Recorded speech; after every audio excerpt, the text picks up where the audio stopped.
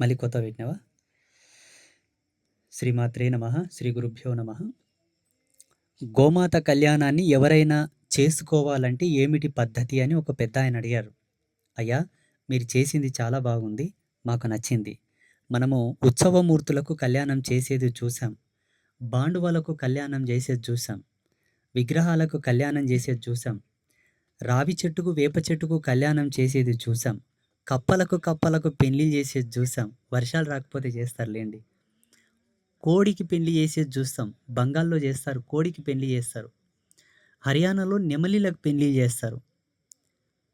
చిరపుంజిలో చేపలకు పెళ్లిళ్ళు చేస్తారు. ఇది చాలామందికి తెలియకపోవచ్చు. చేపలకు పెళ్లిళ్ళు చేస్తారు. ఇటువంటివి కొన్ని విన్నాము. మీరు ప్రత్యేకంగా గోవుకే పెళ్లి చేసే తంతును చెప్తున్నారు కాబట్టి, మేము మా దేవాలయంలో చేసుకోవాలంటే ఎట్లా చేసుకోవాలి? ఏమిటి పద్ధతి? దానికేమైనా పటిష్టమైన ముహూర్తము, సమయం ఏమైనా ఉంటుందా? గోమాతను తీసుకోవాలనుకుంటే ఎటువంటి గోవును తీసుకోవాలి? ఏమైనా కలర్ కాంబినేషన్ ఉంటుందా? వయోపరిమితి, వయసుతో సంబంధం ఏమన్నా ఉంటుందా? అని అడిగారు. చాలా మంచి ప్రశ్న. తప్పకుండా విశ్వమాత కళ్యాణము చేయాలంటే ఉగాది తర్వాత చేయాలి. ఉత్తరాయణంలో చేయాలి. వసంత ఋతువులోనే చేయాలి. శుక్లపక్షంలో చేయాలి. ఒకవేళ వధూవరులకు ముహూర్త బలము కలవకపోతే బహుళ పక్షంలో చేయవచ్చు. గతంలో చేసినటువంటి 5 కళ్యాణ మహోత్సవాలన్నీ కూడా శుక్లపక్షంలో చేశాం. ఈ రేణుకా ఎల్లమ్మకు ముహూర్తం కలవకపోతే బహుళ పక్షంలో పెట్టాల్సి వచ్చింది. ఇప్పుడు మనది బహుళ పక్షం వచ్చేసింది. ఇలా ఉత్తరాయణ పుణ్యకాలంలో చేయాలి. దక్షిణాయనంలో చేయకూడదు. వసంత ఋతువులోనే చేయాలి. ఎందుకంటే ఆ ఋతువు రారాజు. వసంత ఋతువు చాలా గొప్పగా ఉంటుంది ప్రకృతి. శుక్లపక్షంలో చేయాలి. వీలుబడని పక్షాన బహుళ పక్షంలోనైనా చేయవచ్చు. గోమాతకు వర్ణభేదం ఏమీ లేదు. తెల్లావు, ఎర్రావు, నల్లావు అటువంటిది ఏమీ లేదు. ప్రమాణం ఏమిటి అంటే కన్యత్వంతో ఉన్న గోవుని స్వీకరించాలి. అంటే చిన్న దూడ. కోడెలు పారిన తర్వాత, కోడెలు ఎదనవారిన తర్వాత వివాహానికి గోమాతను తీసుకోకూడదు. కాన్పైన ఆవులను కూడా తీసుకోకూడదు. డెలివరీ అయిన ఆవులను కూడా తీసుకోకూడదు పెద్దదాన్లని. కన్యగా ఉన్న గోమాత అంటే ఎట్లా? పాలు మరిసి ఉండాలి. మళ్ళీ పాలు తాగిన ఆవుకు చేయకూడదు. అది కూడా తప్పే. పాలు తాగిన దూడ రాదు. పాలు తప్పి అంటే పాలు మరిసిన దూడని తీసుకోవాలి. చిన్న దూడని తీసుకోవాలి. సమకాలికమైన కోడె. ఆ గోమాతకు ఎంత వయసుకు సమానమో అంత కోడెని తీసుకోవాలి. ఇప్పుడు మనుషులు పెళ్లి చేసుకున్నట్లేనండి. మనం కూడా ఇప్పుడు మనం ఎట్లా చేసుకున్నామండి? మనలాగానే ఆ తల్లి యొక్క వివాహ నిశ్చయం కూడా చేయాలి. ఇలా స్వీకరించి, అలా స్వీకరించినటువంటి గోమాతకు, వృషభానికి నామకరణం చేయాలి. ఎటువంటి పేర్లు పెట్టాలి?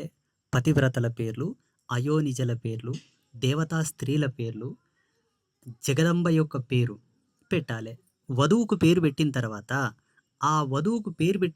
లోగడలో ఆమెకు పతి ఉన్నాడా, భర్త ఉన్నాడా, ఆయన పేరు వృషభానికి పెట్టాలి.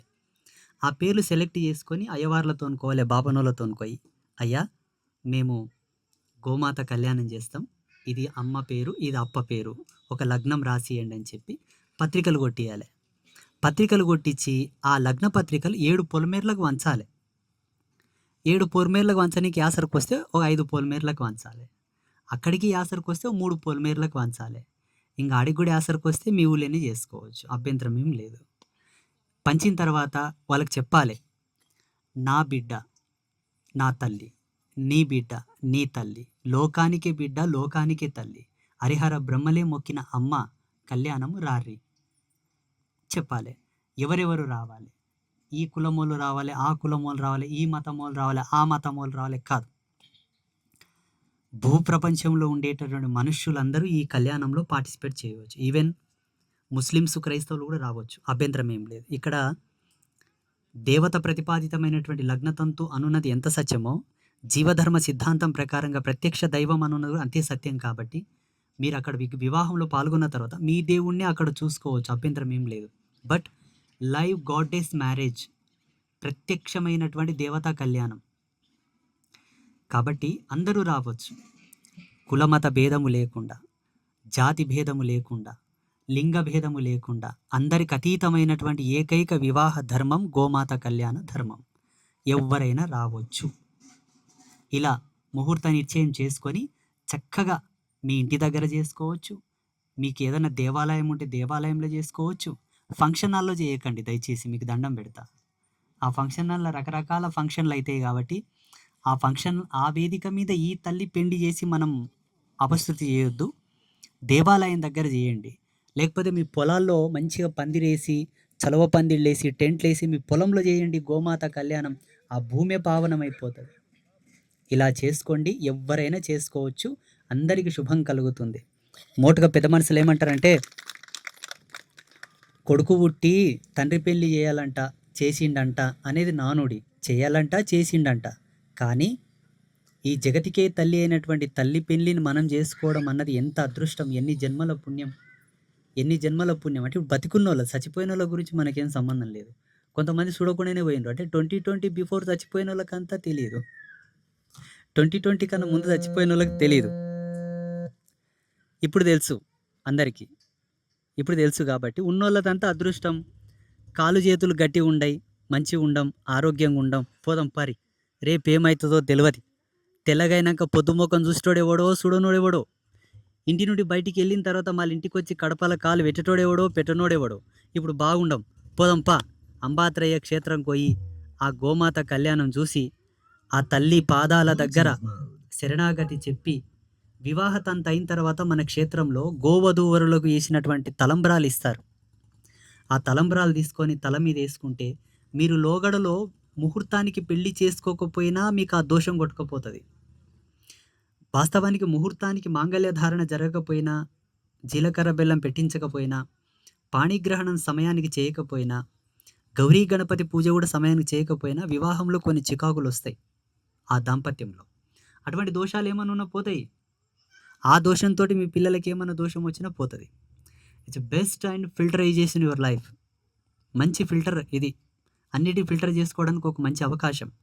వచ్చి ఆ తలంబ్రాలు తీసుకెళ్ళొచ్చు. ఏ పెండ్లికి పోయినా భూప్రపంచంలో మనుషుల పెండ్లికి కూడా పోయినా, కళ్యాణము జరిగిన ప్రదేశంలో కౌలమంత అన్నం కడుపులో వేసుకొని రావాలంట, ఆ వంశం చల్లగా ఉంటుందంట.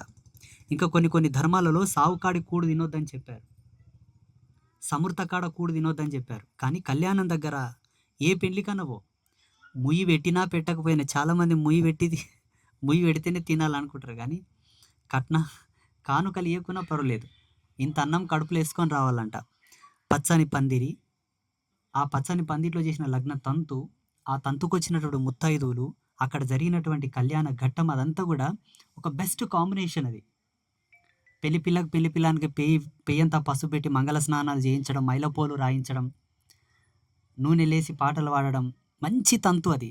అలా జరిగిన ఆ అట్మాస్ఫియర్లో, ఆ వాతావరణంలో వండిన అన్నము, ఆ కేంద్రకంగా వచ్చేటటువంటి భోజనంలో ఒక పరమార్థం ఉంటుంది. అందుకే ఏ పెళ్లికి పోయినా కౌలమంతాడు అన్నం కడుపులో వేసుకొని రావాలంటారు. ఆ రోజు పీఠానికి రండి, మస్తు అన్నం ఉంటుంది. పొద్దున్న 6 గంటల నుంచి డే అండ్ నైట్ మస్తు అన్నం ఉంటుంది. తృప్తిగా వీలైతే ఒక 10 కేజీలు అన్నం తినిపోరి. అందరికీ శుభం కలుగుగాక. శ్రీమాత అనుగ్రహ ప్రసాద సిద్ధిరస్తు తదాస్తు.